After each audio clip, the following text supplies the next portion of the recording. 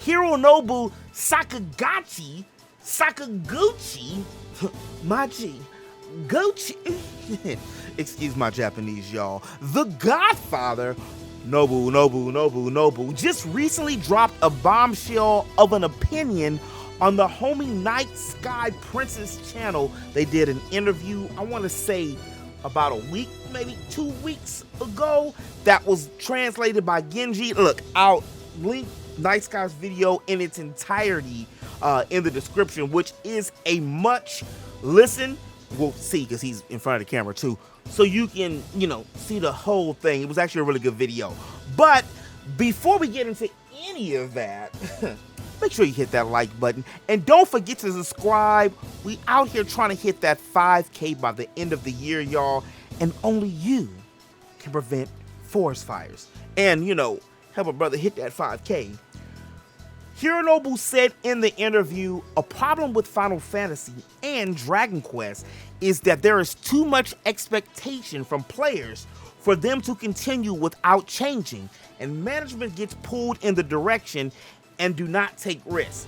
He went on to say there is no problem with them continuing as they are for players with nostalgia, etc., and that it is good if they do continue as they are, but it is not good if they are unable to go in other directions, and it's a problem if they are not able to use resources on new ideas or take risks. If it continues like that, people will grow tired of them as a result. And look, I completely agree with him. For those of y'all who've been around for a minute, you know how I feel about modern Final Fantasies. All the ones after Hironobu stepped down, so 11 through now. And it's not to say that, the modern Final Fantasies are good or that I don't like them. Just look, for real. Don't try to convince me on 13. I had so much hype. This was Tetsuya Naruma's first shot at helming Final Fantasy. And I mean, look at what bro did with the first Kingdom Hearts. He took over from Amano and headed the concept art for Final Fantasy VII way back in the day. Arguably the best game in the entire franchise. Plus, he was around 7, 8, 9, Tactics, and 10. So why wouldn't a dude do good? I mean, I have faith, and even spent the extra gil on what I thought was going to be an actual instructions manual, which ended up being pretty pictures and a paperweight. Look, anyway, I don't care what nobody says. Final Fantasy X was a linear game. It was a linear game, but damn, that was the best story-filled hallway I had ever seen. And as for 13, well, seriously, come on. What happened to Lightning's gravity boost? She had him in the beginning of the game, like for 15 minutes. Shaz jumped on her, so he wouldn't get left behind, and that was it. We never seen anything else regarding the gravity boost. And why the hell wasn't Ash the lead protagonist in Final Fantasy 12? Yeah, I mean, I get it. I get it. And I also understand why Bosch was too old and they didn't put him as the main protagonist. He was like, what, 37 or something in the game. Maybe I can agree with that, but if it wasn't him, it had to be Ash and vice versa. I mean, seriously? Vaughn?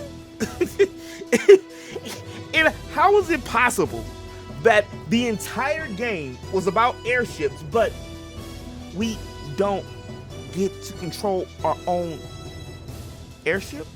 Arguably the best combat in the series, but still something was missing. How about like an actual romance? 16 had that, but no party. How the hell you have Final Fantasy with great characters and quite possibly the best Cid in the series and Jill, but we can't control him? Not even like a Stranger of Paradise or Final Fantasy 15 thing where we couldn't control the characters, but damn it, at least we could change their equipment. Okay. Anyway, look, I'm done. I'm done. Say what you want about Rebirth. It's not a perfect game, but to be real, no game is technically a perfect game. But Rebirth, it had my vote for the best game of the year. I mean, seriously, in my opinion, it's the best Final Fantasy since Nobu stepped down after some call The Spirits Within.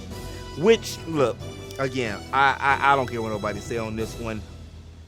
I don't care what none of y'all say. I think Spirit Within is a better Final Fantasy movie than Avid Children, which goes back to his point about not changing something. One of the whole formulas of Final Fantasy, at least when he was around or producing or the helm, even they kept the same formula, but the stories were all different and there was no sequels. We'll get into a little bit that later. The CG on Avid Children was clean though. I mean, and it brought eyes to the series. People who hadn't even messed with Final Fantasy before start liking it after they've seen Avid Children. But character-wise and story-wise, I mean, seriously, when you really analyze and think about it, what did the movie do? Actually, the characters within Avid Children regress. Come on, Cloud. You out here living with Tifa, and I know y'all out here doing more than just playing Pinochle, yet you still tripping off of your dead homie's girl? Come on, bro. I thought that, you got over the Mako addiction after Tifa risked her life in the live stream for you? When your spiky-headed ass was out here in a wheelchair tweaking? But now that you better, you still thirsting for the flower girl? Okay, bro. All right, bro. I thought your whole initial character arc was about becoming the hero to impress the girl who happened to live next door. Oh, I get it. Another Sephiroth fight. So we just forget all about the backstory. Anyway, look, one of the things that I'm really afraid that Square Enix is doing, or rather they can't do, is make any new Final Fantasy games. And part of that, it has to do with trying to live up to the nostalgia of the past. But truth be told, these newer Final Fantasies aren't as different as, even Hironobu will say. Like, it's pretty much the same games, except the games aren't Final Fantasies. The games are kind of mirrored off of Western RPGs. And ain't nothing wrong with an open world, but each game genre, think about Resident Evils and Assassin's Creed, Street Fighter, for that matter, why they went back to the 2D format, the side-by-side, rather than going to a 3D like Soul Calibur. Each game has its own essence to it. And a lot of the essence of Final Fantasy feels like it left when he left. Most, not all, but most of the best stories out there have some kind of semblance of romance in them too. It's a part of life, and that's missing in a lot of the modern Final Fantasies. We have, Luna, but what happens to Luna's DLC? We didn't even get her in the party. Or, Cindy, you mean she wouldn't have been a nice character to be able to, play within the game? We just had NSYNC. Like, NSYNC was cool, even though Noxus was kind of a crybaby. But everybody was screaming and hollering about Titus. Anyway, Rebirth is a great game, but how long can Square Enix keep living off of the past success of Final Fantasy VII? We already got like 13, different additions, renditions, remakes, and everything of 7, which is my favorite Final Fantasy, and 1A or 1B up there with Chrono Trigger. But I don't feel like this is exact case when it comes to the sales numbers of Rebirth, why it didn't sell as well. I think it's more so the fact that It wasn't multi-plat. And look, I acknowledge that 16 did sell more, but to play devil's advocate with the sales numbers, one of the reasons is it was a brand new game, and everybody who follows Final Fantasy kind of knows that Final Fantasy VII was going to be a 3-parter, so people are either waiting out till the game drops, or wait till it hit PC, or wait till it hits Game Pass, or something cheaper, or just more accessible for them. As far as DQ, I'm a newcomer for Dragon Quest. The first one that I played and beat twice, I'm actually on my second playthrough right now, is Dragon Quest 11. I've had the games, but I didn't play the games like that. But even so, one of the things I wish that they would just completely abolish is them damn silent protagonists. He didn't say anything about that, but I'm saying something about that. Even if some of my favorite games have them, that still don't mean I like it. I wanted to hear Chrono, what he had to say. You know, all that dialogue from Akira from Persona 5, and bro out here silent. You got all these waifus, and you risen them with one word. Okay, bro, that's believable. Yeah, you know, that's believable. That's believable. And don't even get me started on Link. It's a reason that Zelda always a Ganon house.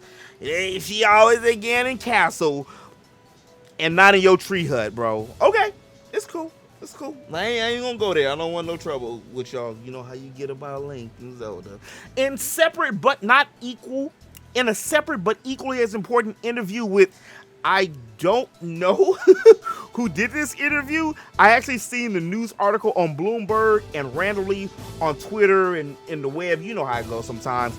Hironobu also says that he does not want to work on any more Final Fantasies or reprise any old IPs like Last Story, Blue Dragon, or Lost Odyssey, bringing them or porting them over to new consoles, which honestly is kind of sad, especially because the crackdown on ROMs recently and the price of all these retro games. And it's crazy to say that 360 and the Wii are considered retro games now. Usually when you think of retro games, you think of NES, Super Nintendo, but yeah, these systems is almost 20 years old as well. He also went on to say that he fears that if he did possibly work on a Final Fantasy, that might take him away from his joy of Final Fantasy 14, which many of y'all already know he's a really big fan of Final Fantasy 14. That's a tongue twister. He also talked about his trepidation when it came to dealing with Square Enix after not working with them for what, it had been a 20-year hiatus. But then when he was thinking of his Apple exclusive Fantasian to be ported over to multiple sources and consoles, the best place was with Yoshi P and Square Enix. You know, sometimes it's better to go back to the familiar faces you know, even if it's not all the familiar faces you know.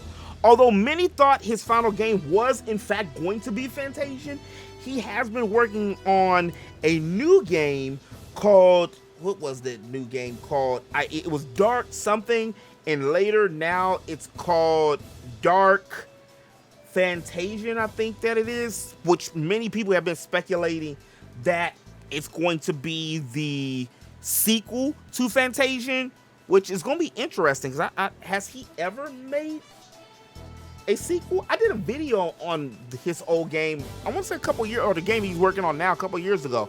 But hell, I ain't played Fantasian, so I don't know. But that's all I got for y'all on this one, interweb. How do y'all feel about what Hiro had to say? Do you think anything's changed over the years when it comes to Final Fantasy? And are y'all excited for a Fantasian like I'm excited for a Fantasian? I'm an Android user, so I've patiently been waiting, patiently been anticipating for this game to drop for like the last 3 years. Let me know in the comment section below, and if you made it this far in the video, go ahead and hit that like button. It's free 99, I promise. And if you want to stay up to date with RPGs and all things geek, make sure you hit that subscribe button. I make geekly content here on the channel all the time. And as always in the web, remember to eat, geek, sleep, repeat. Peace.